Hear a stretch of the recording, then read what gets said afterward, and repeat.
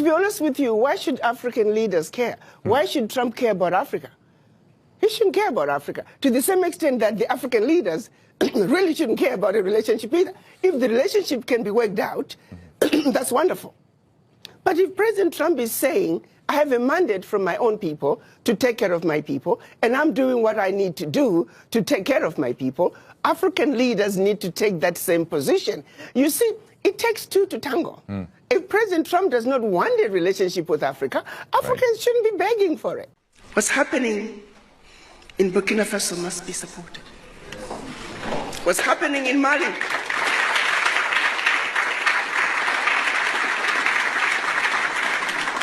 must be supported. What's happening in Niger must be supported. If you care the least bit about our future, how else are we going to get France out of Africa? How else are we going to get Britain, Germany, all those former colonizers? They're now in as multinationals, siphoning billions out of Africa, using safe havens to hide their returns. We know they're here. They are now wolf in sheep's clothing. I challenged ECOWAS when they were trying to mobilize the military to go and fight Burkina Faso, Mali, and Niger. Oh, we can have a coup. I said, help me understand something. France has had coups against these nations. When France is forcing these countries to deposit their bank reserves with France, that's a coup, an economic coup. When France is making sure that all natural resources for these countries belong to France, that's a coup. But by and large, with the exception of Burkina Faso, Niger, and Mali that said, France, pack your bags and go home. The rest of the African countries are still subject. Back to my YouTube channels once more. Kindly for watching me for the first time, make sure you subscribe, like, share, and comment. So guys, in today's video is Dr. Arikana. Dr. Arikana is advising us something, and all must be now be supported. He is talking about the colonizers. He talking about what is now happening in Burkina Faso, Mali, and Niger must be supported. We know that Ibrahim Traore is now the threat to this West country. He has done a lot of work and has made them to be angry with Ibrahim Traore. So kindly guys, let's watch this video until the end, and then I'll come back with more reaction. In their countries, do they really need the peanuts that are coming in as aid? You have your natural resources. You have everything you need to take care of your people. Why do you continue to be beggars? You take, for example, cocoa. Majority of the cocoa coming out of the world comes from West Africa, and yet it's only recently that African nations were allowed to add value to their cocoa. President Traore is standing up. He is saying the natural resources in Burkina Faso, they belong to the people of Burkina Faso. Niger is doing the same thing. Mali is doing the same thing. Every leader must look at what's happening in the Sahel nations to say, like anybody else, you must take care of your people. You see, it takes two to tango. If President Trump does not want a relationship with Africa, Africans shouldn't be begging for it. Africans must take a position and protect their turf. China wants to come and exploit Africa. They'll get away with it to the extent that Africans allow them. I think that what was done to brainwash black people around the world, long before they even left Africa, we are still suffering from that legacy of colonization, the legacy of slavery, where the people in power, they themselves don't believe they can do it. We still have leaders who believe you can't make it unless you're working with white people. We have individuals who think only something brought in by white people is what's likely to succeed. With that kind of mentality, it is a very difficult battle. Our battle to succeed, to unite as the African continent, it is a battle of the mind. Good afternoon, everyone. Welcome to your home. the Great Africa House right here in Georgetown, Washington, D.C. To the presidents who are sitting at the podium, I want to take a moment to thank you for taking your time in your busy schedules to come and join us on this momentum occasion. To my sisters, Chairman of President of NAFIO, thank you again. This was last minute, but you had the call and you answered and you jumped up and you are here today. To my sister, Ms. Jensen, to my brother, Kojo Yanka, some of you, I have to give a shout out. He's writing a book titled From Jamestown to Jamestown. I can't wait, it's gonna be a thriller. To all my other diaspora sisters, members of PADIA, members of PADWA, we truly are grateful for you taking the time to come here today. Roland Martin back there, this is my first time to see you in person. A lot of people don't look the same on television as they are in person. I have to say, you look exactly like what I had expected you to look like. Thank you for taking the time to come here. Distinguished guests, ladies and gentlemen, it is indeed an honor to stand in front of you this afternoon to celebrate this momentous occasion. And of course, I always forget my husband, Sab Kwao. He's sitting somewhere back there. Sab, raise your hand. Everybody's looking. A friend of mine reminded me, because I always call him, he's an old shoe that is very comfortable to wear. And so a friend of mine called this morning and said, so how is the old comfortable shoe? And I said, still very comfortable.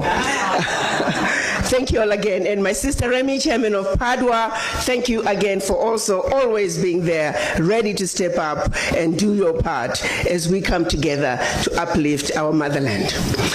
I took office 2.5 years ago as a dumb, ignorant family physician coming from Murfreesboro, Tennessee.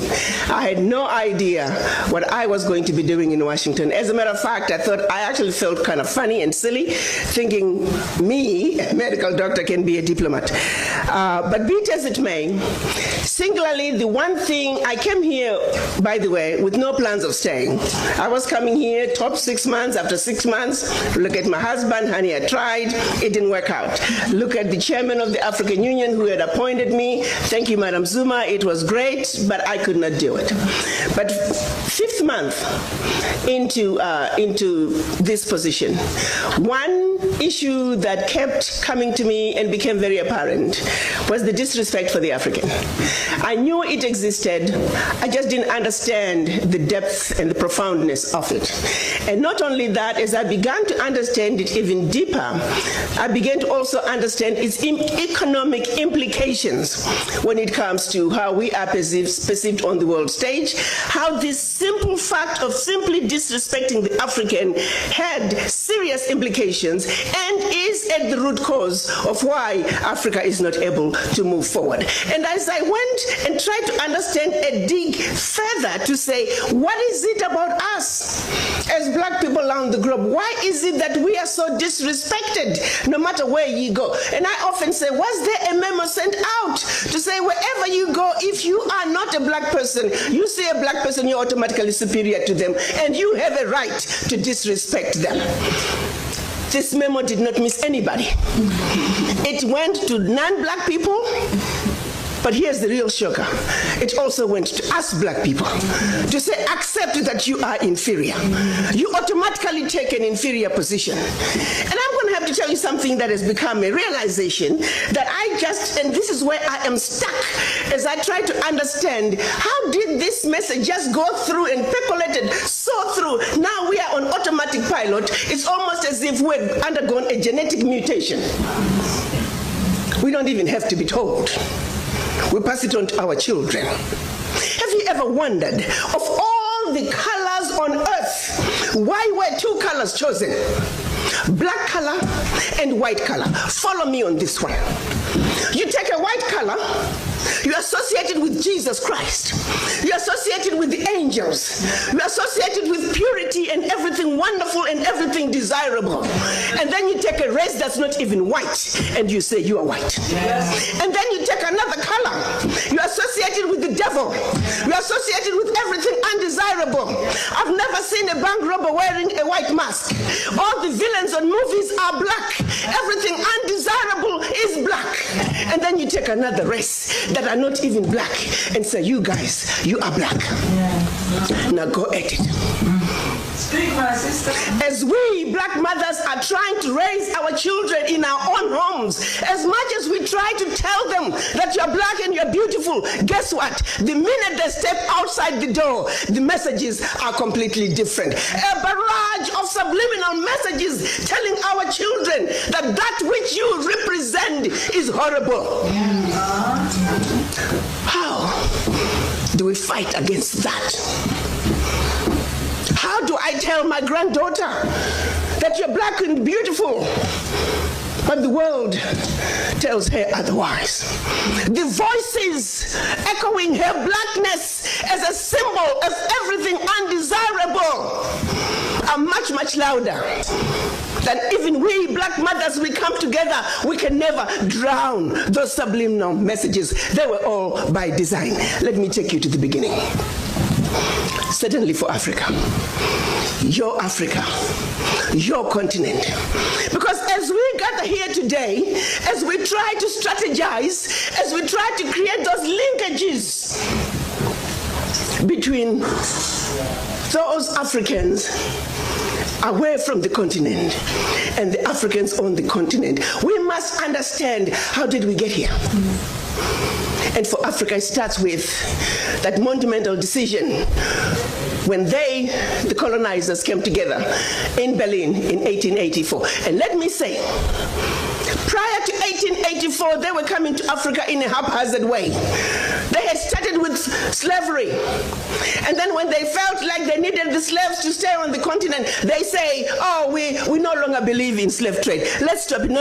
It was really just another way of saying the labor is needed on the continent. Let's keep the monkeys on the continent so we can continue to exploit them. So 1884, they met in Berlin to organize themselves so they can effectively loot from the monkeys. They did not meet in Berlin to see to it that Africa would prosper. No. Let me repeat. The colonizers met in order to see to it that your Africa, our Africa, and her children, not only on the continent, are forever defeated and dominated. That was 135 years ago. The manner in which they did it, they took out the map of Africa while the Africans were sleeping, minding their own business.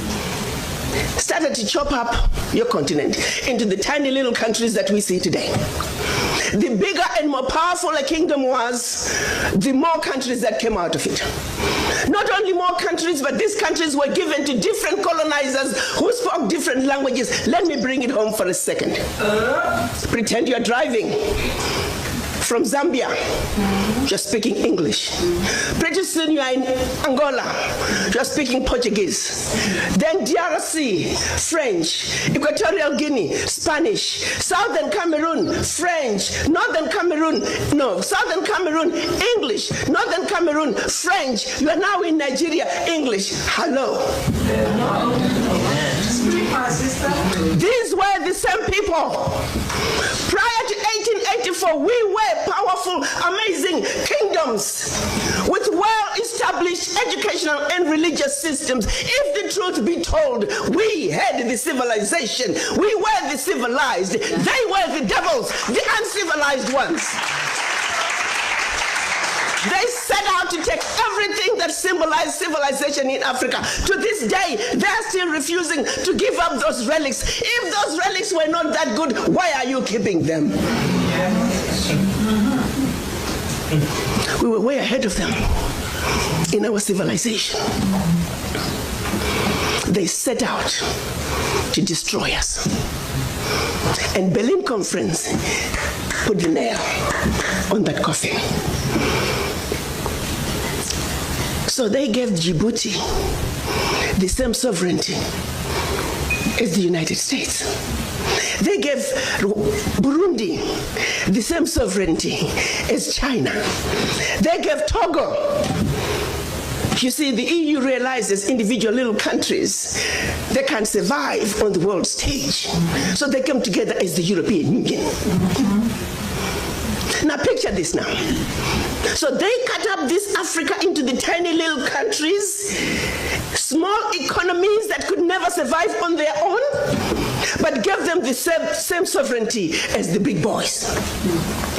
So that way, when the little bitty countries go to the world stage for the purposes of development and discussing trade, they're wannabe boxers who are being thrown into the heavyweight boxing ring every day.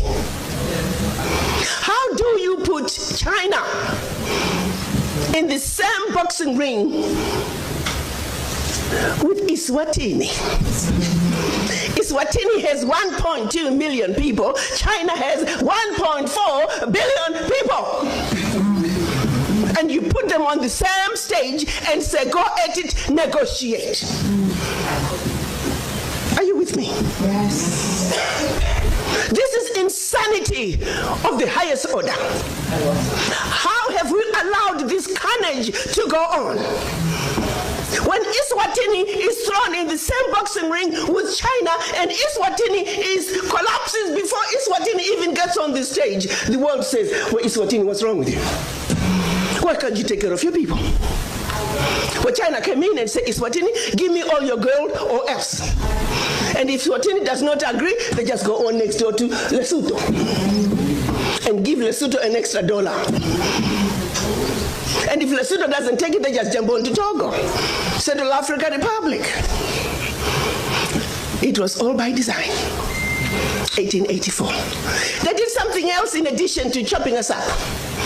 They also set out to make the African believe that everything African was bad and undesirable, and everything Western, particularly French and British, was more desirable. We call that the legacy of colonization. Prior to that, they had started long working on the slaves. Make them think everything about them, forget anything about Africa. Where you come from is a horrible place, diseased and dying people, constantly at war with themselves, uncivilized. Cut out any communications with them. You need to just know what we tell you. And we call that the legacy of slavery. So that's where you look at where we are today. 135 years later, a system that was put in place to see to it that Africa and her children are forever defeated, that Africa is forever exploited, remains in place today, alive and well. And we sit here and we ask ourselves, why isn't Africa moving forward? Why does Africa continue to be taken advantage of? Well, I'll tell you why, very simply. Until Africa comes together as a continent speaking with one voice, one continent, one people, nothing, and I repeat, nothing is gonna change. As individual little African countries, we are wannabe boxers. We will never make it fighting against the heavyweights. We must speak with one voice. Yeah. And this is exactly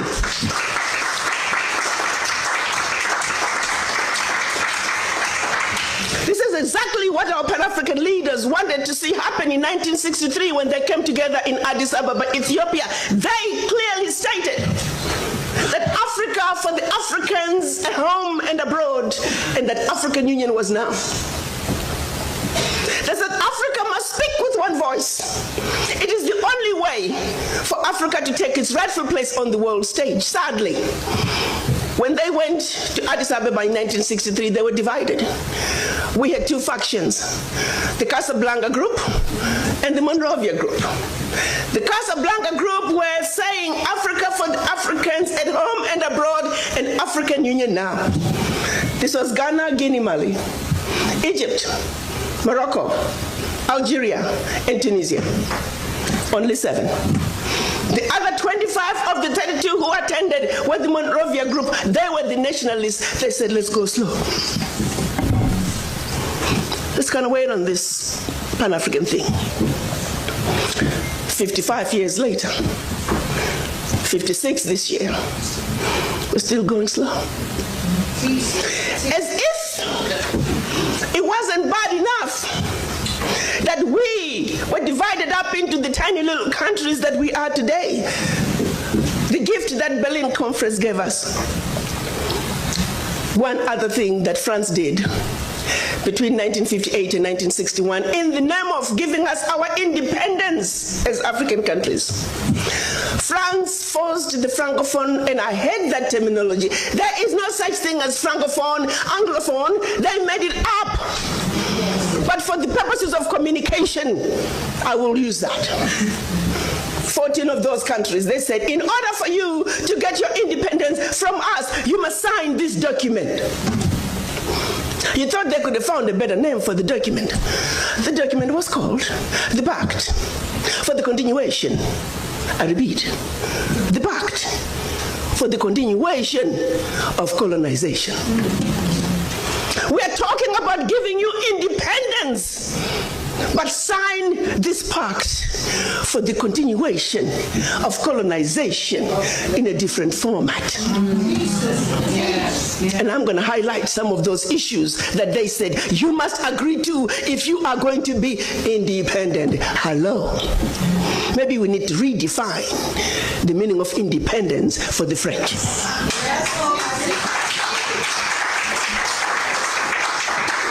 First, France said, you see, you monkeys, you don't know how to manage your money. We're going to demand that you deposit 85% of your bank reserves with the French Minister of Finance. Under the French Central Bank, under the control of the French Minister of Finance. France is then going to take your 85% bank deposits from each and every one of you. Deposit those funds in the French stock market under the French name. And you may or may not know the returns.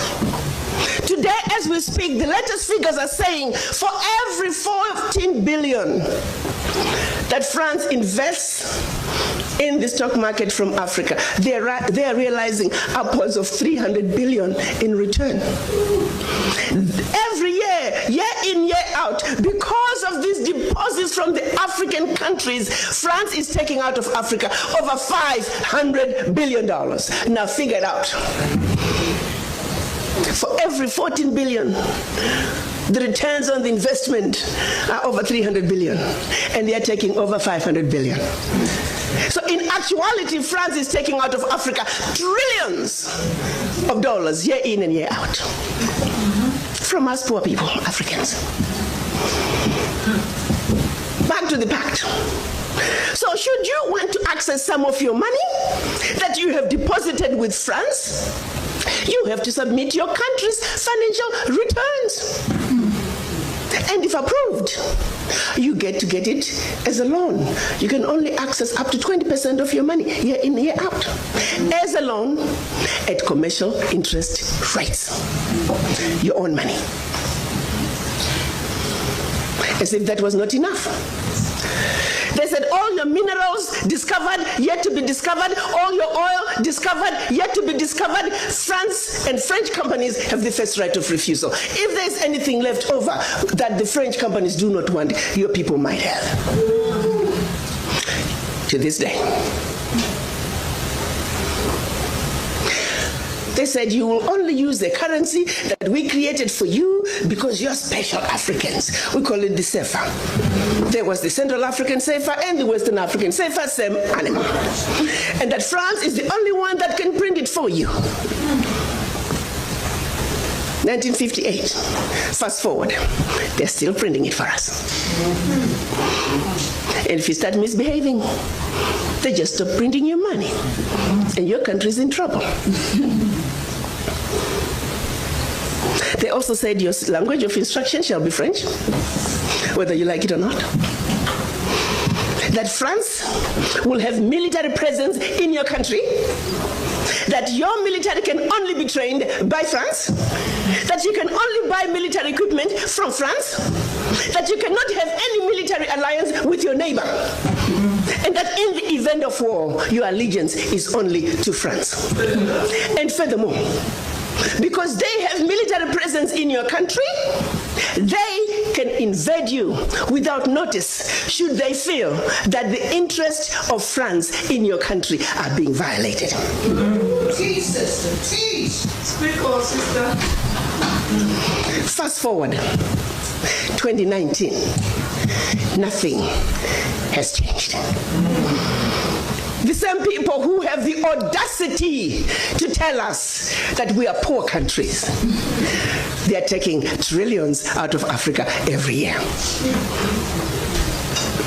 And what is the African doing? Like an obedient, programmed black man, we just give in.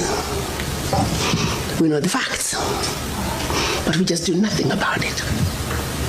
Now, you have to say some of the fears are real, because if France that has sold you inferior equipment to theirs, France that has trained your military to be inferior to their military, they are now in your country. They can invade you. They have the permission to do so. They can destabilize you.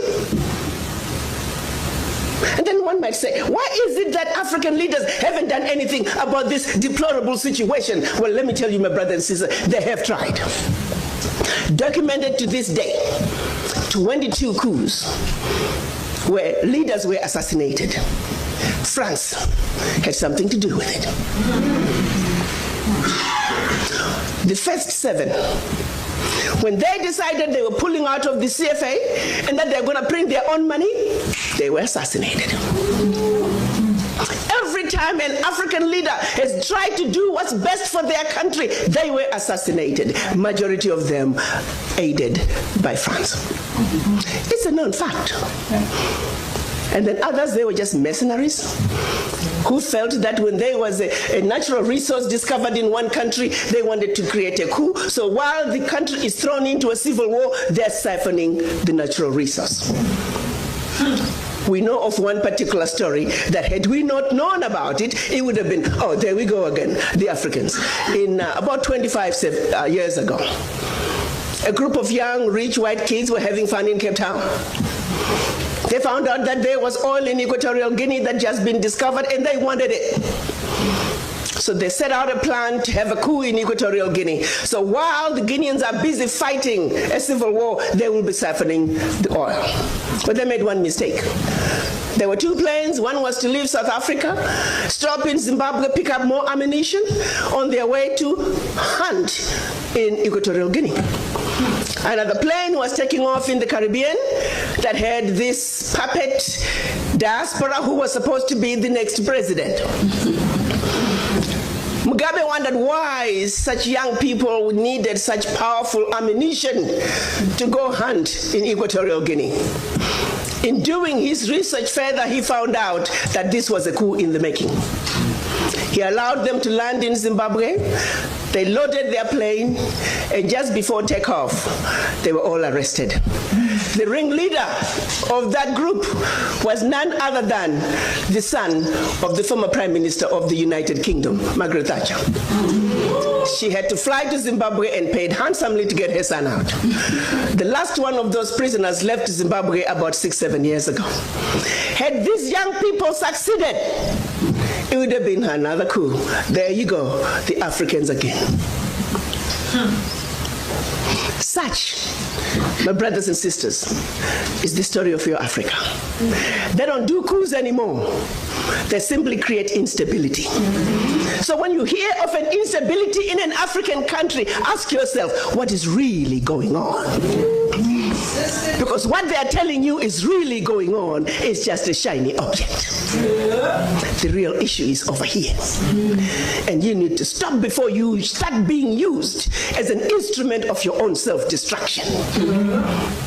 They want to throw to you, oh, African leaders are corrupt. I just love that buzzword. Remember what I said, we need to define some of these words for them. Do you really want to know what corruption is? I like to think as black women, and we're going to talk about us black women here. We're smart people. There are 2 thieves. One is carrying a briefcase with $50 billion, which is what they say, oh, gets out of Africa every year for corruption. And by the way, they only tell you the 50 billion gets out of Africa. They don't tell you where it's going. You see, corruption is a team sport. We want all players We want all players to come to the table. Okay, fine, we give it to you. 50 billion is going out of Africa. And then there's another thief over here with a briefcase with 500 billion. Sisters, which one should we go after first? Wow. They want us to spend time. I am not saying we should not talk about corruption out of Africa. Don't get me wrong. Yes, we must talk about the thief carrying the $50 billion, but we must also not forget the thief that is carrying 500 billion. And by the time that thief is done investing that 500 billion, we're looking at trillions out of Africa. Now, do you see how quickly the 50 billion becomes the larger crumb under the table? And they're busy pointing at you. Oh, you see your brother, he got the bigger crumb under the table. I'm like, hell no, I want to be on the table. Don't get me stuck in the mud under the table when the real issues are on the table. We are not even on the table, my brothers and sisters, to tackle the issues that truly matter for our Africa. We must realize that. Let's refuse to fight over which brother got the bigger chunk under the table. That's right. We want to get on the table. That's right. And the only way for us to get on the table is to understand our circumstances, is to understand how we got here, to see our Africa with 2020 vision. So we, the beautiful, intelligent, sophisticated, highly adaptable, and totally indestructible Africans can do what we need to do to move our Africa from the doldrums where we were left by the Berlin Conference, from the losing lane that we were left in by the Berlin Conference, into the right lane, where we can truly look at our issues and address them as Africans for Africa. So all is not lost, my brothers and sisters. The wishes of our Pan-African fathers from 1963, March last year, the African leaders got together and signed a decision that is now putting us on the path to finish the unfinished business of the Berlin Conference. They signed what we are now calling the African Continental Free Trade Area, where Africa is now going to negotiate as a bloc, as one continent, one Africa, one heart, one soul, one mind. Yes, sir.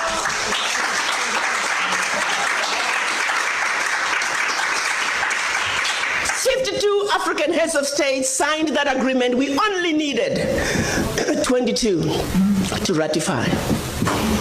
Exactly 13 months later. This is something that the colonizers were laughing at us. You Africans, you'll never put this through. This CFTA thing, you'll never get the ratifications. Years down the line, it's never going to happen. It's going to be a piece of paper in a drawer somewhere. Because the reality is, ratifications, my brothers and sisters, do take a long time. They take years. But guess what? 13 months. April this year, the 22nd ratification was deposited to the African Union.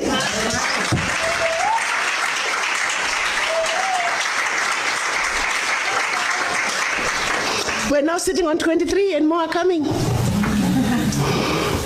Because you know what? The sleeping giant is rising. The sleeping giant has found her teeth, and you recognize, let me underscore, the sleeping giant has found her teeth. Yes. Her teeth. Yes. Game is over. When I speak to businesses in this country, my mandate is to see to it that Africa and the United States are the best partners the world has ever seen. America, the United States, and the Americas is the only region that has a heritage connection to Africa. And it is for that reason, in particular, that I'm on a mission to see to it that the marriage between Africa and the United States is the best marriage the world has ever seen. It is a marriage that's going to give birth not only to many many children, but many beautiful children. I'm a woman on a mission. Yes.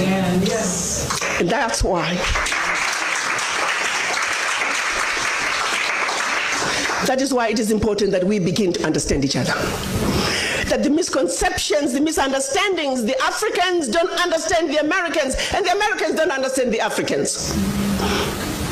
Our Caucasian brothers and sisters come to the negotiating table on a high horse. To them I say, get off your high horse. Yes. And we come to the negotiating table feeling automatically inferior. I also say to all of us, you are just as good as anybody else. Get off that underground. You need to rise up somewhere in the middle. We must rise up, they must come down.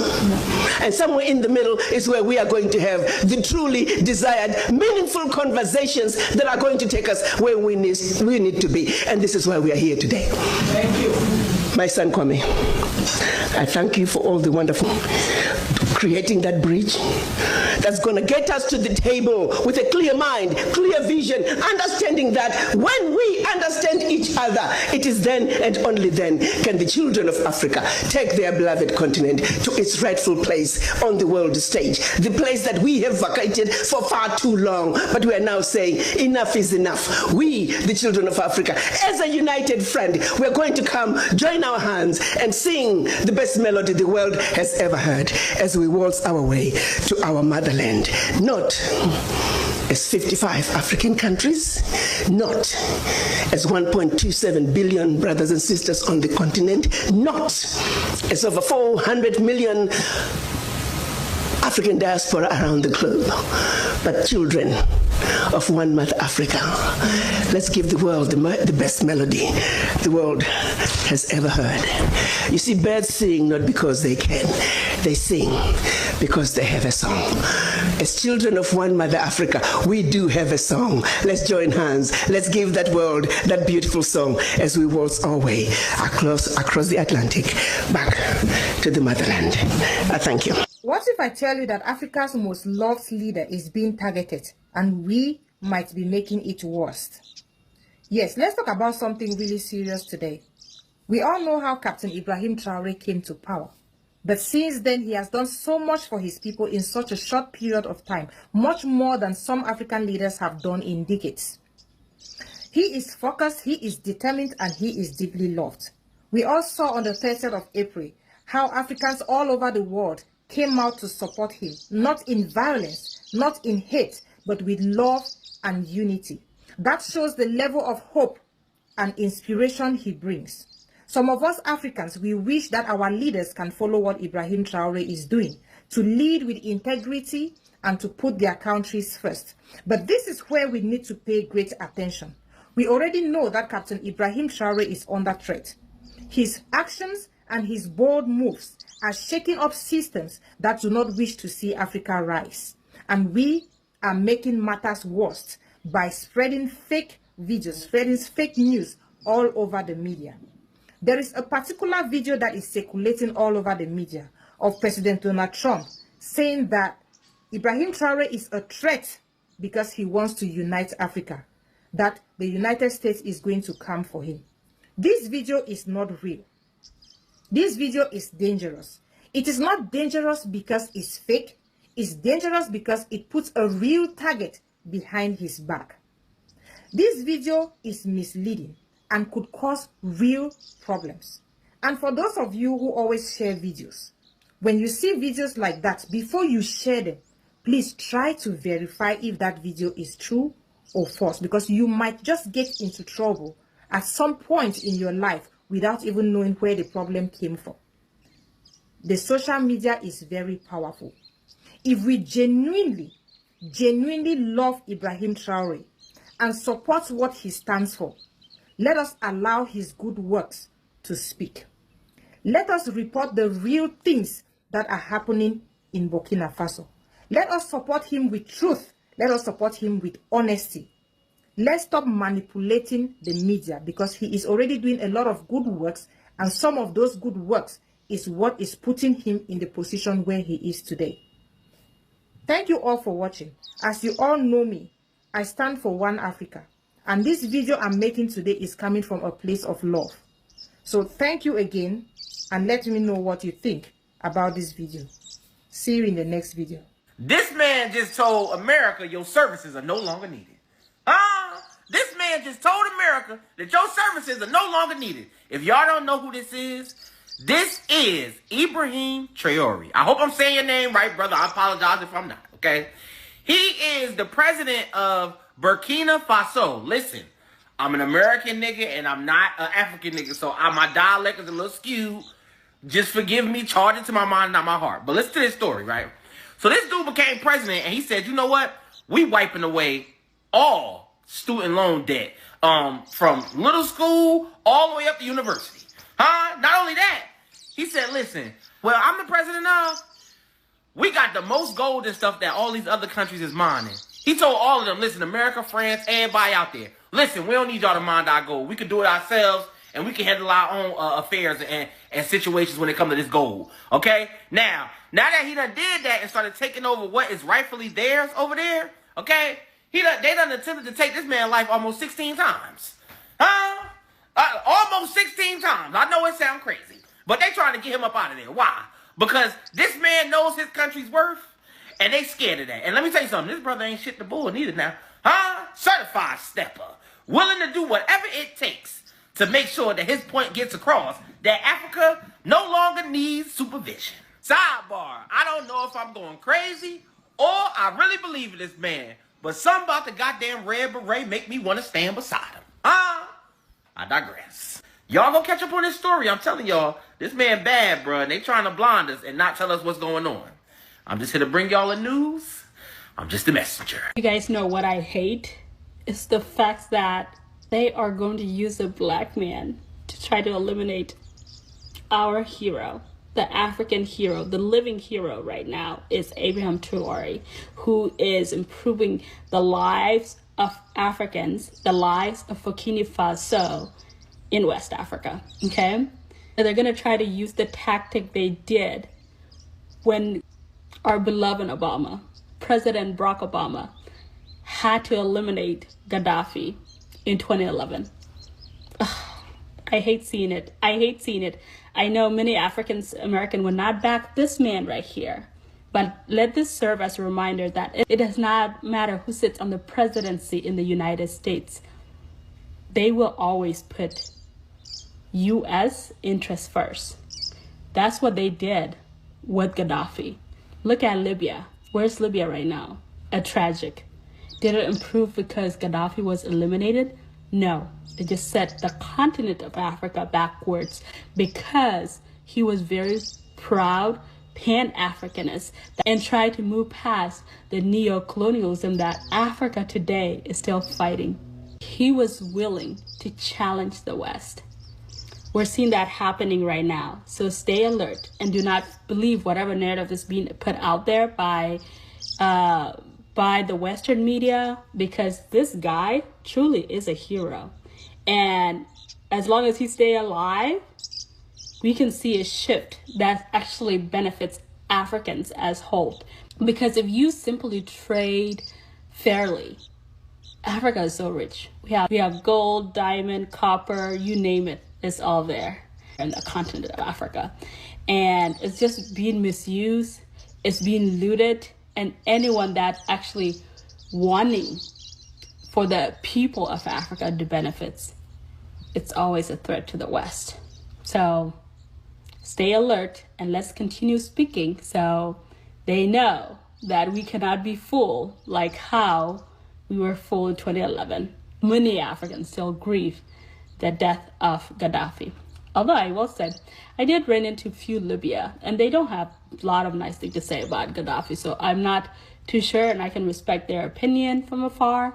But overall, keep an eye on our living legend for now, because he's literally the only hope we have as Africans abroad and in the continent. So stay. Welcome back. Hope you have watched a very full video about Dr. Arikana. Dr. Arikana, we normally call her Mama Africa. So Mama Africa has a message to us as Jamaicans and also as a black people. So if you are a black color, that's a message for you, and it's a waking call. He normally tell us that it's a waking call. We as Africa, we must champion the peace. So Dr. Arikana is the former US ambassador. She has been really loving we as African. She's only the one who's now talking against the African affairs, because our leaders has just kept quiet and they don't want to speak the reality. They fear this West country, but Dr. Ghana Jihombo is the person who can now speak, and she's the fearless leader. She is the fearless leader. That's why she was chased by this. She was chased during. She was chased from United States. United States. So she was speaking one of those meeting during the President Ibrahim Traore, and she's really defending the people of Africa. Some of things that he has spoken that we Africa, we must now support what is now happening in Mali, Niger, Burkina Faso, and Mali, Niger, Burkina Faso. For those who don't know what is happening there was a coup who was happened in Niger, Mali, and Burkina Faso, and all are now ruled by militaries, and those militaries are really doing a good work, and that has made those West countries, and they want to assassinate those three countries. But she has come out and said that all leaders must now come out and support what was now happening in Burkina Faso. So she also stated that those Western countries are being in Kenya, and what was happening in Burkina Faso, France was just a coup, because they are taking resources outside, they are stealing our resources, they are taking people suffering. That is the coup. She was meaning that. So she's telling that they must support what is happening and have championed that we Africa, we must now come out and started speaking from loudly. She was also telling that the cutting tire, Donald Trump announces that there is no any other support from the United States. There will no any HIV, AIDS, medicine, and also other things like World Health Organization. So those things, she really supported it, that it's now high time we Africa don't rely on those things, because those things, they are the one that they are giving us, and they come back, they come in our country and steal our resources. So he was welcome well, and I also welcome. I saw some of the countries crying that, oh, United States has cut tire with USA, we are going to suffer, and that is not the solution, because the solution that we normally have our own resources, and that resources, natural resources, can help us to develop our own country. We can develop our country using our resources. We don't rely on those medicines. We can have our own. We have seen recently the president of Burkina Faso launching a very manufacturing manufacturing industry. That industry can even manufacture medicine, doing a lot of things. But most of countries started crying, and they now having a pipette to these people, and these people have come out, and they have realized our weaknesses. That's why they will normally come and start ruling us, and also colonizers. So that is a message that was there, and she really talking from the heart. If you listen that message very well, she really feel like we have been used for so long time, and it's high time that these people, they pack and go. What Ibrahim Traore did in Burkina Faso, he really scrapping those colonizers. There is no any colonialism in Burkina Faso now. All military coup were chased away. He suspended those stations. You normally that those international stations, those are the stations that may used wrongly, because they were used to broadcast lies against us. They normally broadcast lies that Africa is not maybe for safe, they are insecurity in Africa. That's why most of people now fear coming to Africa. Our black people fear coming from Africa. You can see that now Jamaica will listen that news and say that no, we not want to go to Africa because of insecurity. But that is not the solution. So that's why she was telling that those people are really doing us for so, and those stations were suspended. He suspended those stations, and all people protest against those stations. Even us, I don't watch those stations. So she was telling that it's a waking call, and we must now support and rally. And I say, now Africa has woken up. I saw what they did. They did a lot of protest against defending Ibrahim Traore from being arrested, from being assassinated, and that is now the unity that we have, because we have seen people all across the world. It seems that it's now the high time we wake up and defend our people. So kindly guys, let's just unite us as we Africa can go far. Let's be vigilant and support what we have. So kindly guys, if you haven't subscribed to my YouTube channel, kindly subscribe, like, share and comment. Bye for now.